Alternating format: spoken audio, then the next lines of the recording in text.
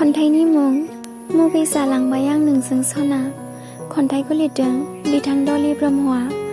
गामि सुदेमपुरि, जिल्ला उदालगुरि।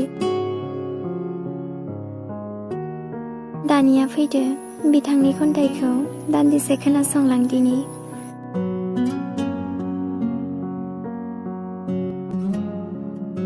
ओइ सना जिउ,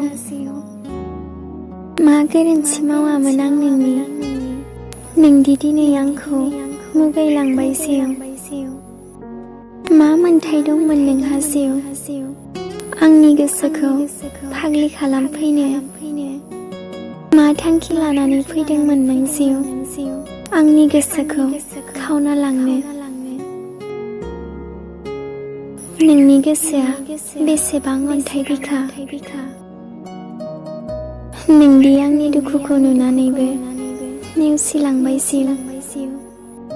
सानना लादोंमोन आं, मिजिं थिदोंमोन आं, बे जोनोमाव नोंजोंनो सनानि संसार रायजो जालांनो होनना।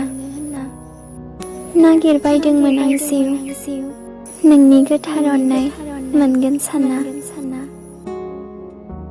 नाथाय दिनै आंनि रावानो नोंनि थाखाय बिस जालांबाय जिउ। फोथायासै नों दिनै आंनि गोथार अननायखौ जिउ। फोथाय खेबस' खालामलांबाय नों आंनि सिमां सुजुनायखौ जिउ।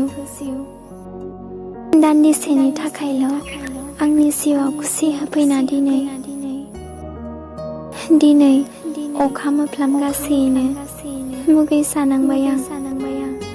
खन्थाइया एसेनोसै, गोजोन्थों।